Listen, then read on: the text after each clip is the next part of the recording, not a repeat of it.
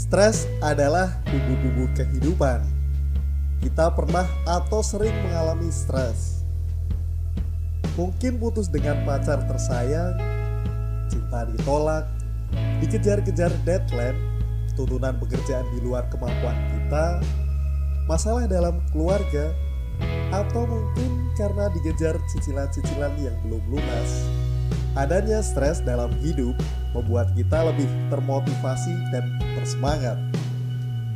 Bisa membantu kita memenuhi deadline, lebih sigap, serta lebih produktif dalam bekerja. Sehingga kita bisa terbebas dari telepon-telepon dan sapaan ramah penuh persahabatan dari debt collector. Nah, kalau teman-teman cicilan apa yang sedang dihadapi sekarang, silahkan curhat di kolom komentar ya. Tapi apabila terlalu banyak, stres kita bisa menjadi kontraproduktif. Stres membuat kita gampang baper dengan perilaku teman-teman kita, jadi mager, gak mau ngapa-ngapain, membuat gak berdaya, dan bahkan bisa mengurangi kualitas kita dalam mengambil keputusan. Tingkat stres sangat erat kaitannya dengan kesehatan kita. Stres yang terlalu berlebihan akan mempengaruhi kesehatan kita. Demikian juga sebaliknya, kondisi kesehatan yang tidak baik juga akan gampang membuat seseorang terkena stres. Nah, kalau teman-teman mana yang paling sering dialami? Karena stres jadi sakit, atau karena sakit jadi stres? Untuk bisa mengatasi stres, kita perlu memahami apa saja sumber stres itu. Berikut adalah beberapa sumber stres. Pertama, karena belum menetapkan prioritas dengan jelas dan terlalu banyak maunya.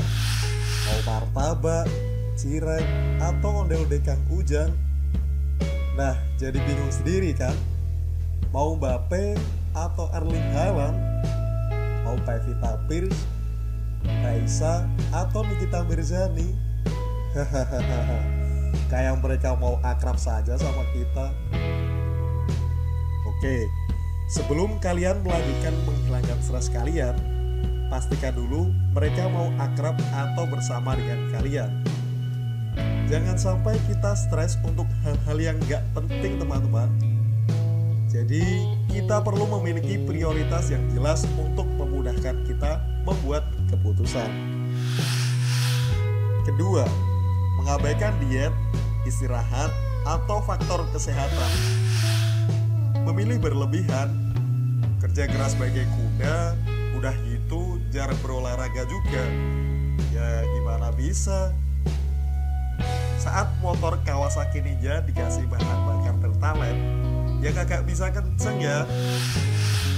Ketiga, mengatasi stres dengan sumber stres baru. Biar gak stres kerja, terus ngemil. Habis itu stres karena berat badan bertambah. Biar gak stres kerja, ngopi. Habis itu stres karena Anda gak bisa tidur dan kurang istirahat. Biar gak stres dengan tagihan, terus buka pinjol baru untuk bayar cicilan.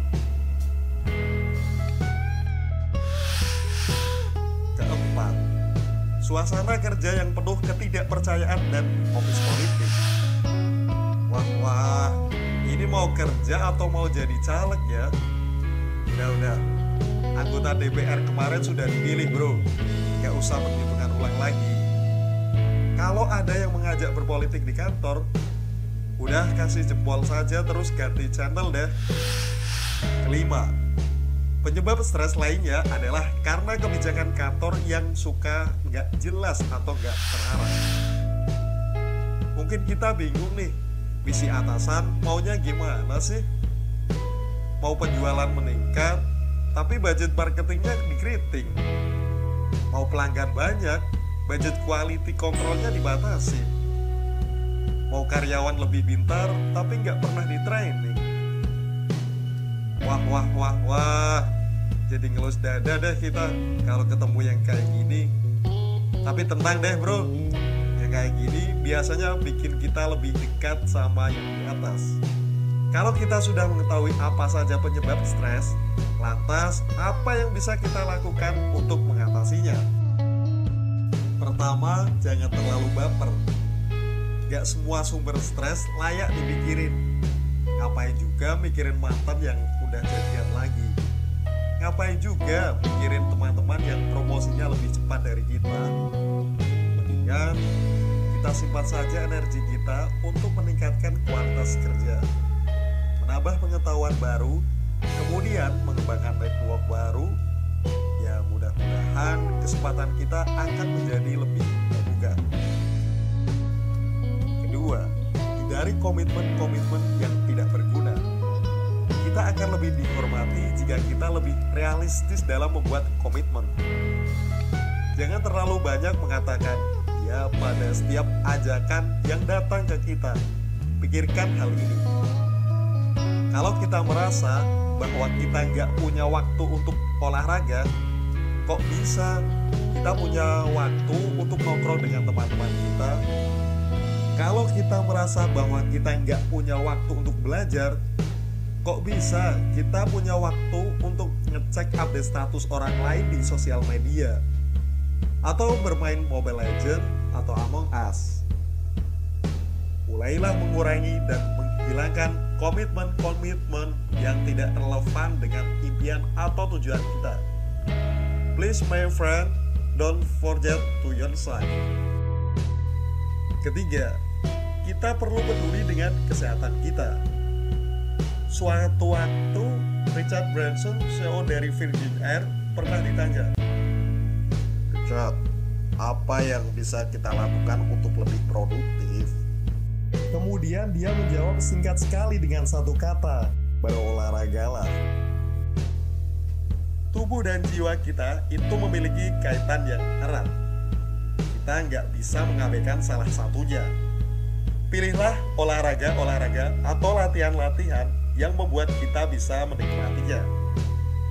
Kita nggak harus datang ke gym atau fitness center, berkebun, jalan-jalan, panjat tebing, naik gunung, berdansa, atau berenang. Semuanya baik untuk kesehatan. Makanlah makanan yang sehat dan jangan menunda waktu makan. Kemudian, kita jangan sampai mengatasi stres dengan penyebab stres lainnya. Ngopi, merokok, nongkrong, main game. Katanya memang bisa membuat kita menjadi lebih rileks. Tapi kalau berlebihan, semua perilaku ini bisa menimbulkan dampak yang akan membuat kita lebih gampang buat stres. Karena tubuh kita jadi tidak terlalu fit, atau kita kekurangan waktu untuk mengerjakan hal-hal lain yang lebih bermanfaat, berolahraga, meditasi, belajar keterampilan baru, datang ke museum, atau traveling adalah pilihan lain yang lebih bermanfaat untuk meredakan ketegangan dan membuat kita menjadi lebih rileks. Makanan menjadi nikmat karena takaran dan bumbunya yang pas. Jadi, kita perlu mengelola tingkat stres kita agar tetap berada pada tingkatan yang pas. Tingkatan yang membuat kita akan tetap memiliki imunitas yang tinggi, kejernihan dalam berpikir, berenergi tinggi, bersemangat, serta mampu membuat keputusan-keputusan yang lebih berkualitas. Oke teman-teman, selamat mengelola stres, selamat mengatasi stres tiada akhir. Sampai jumpa di video selanjutnya.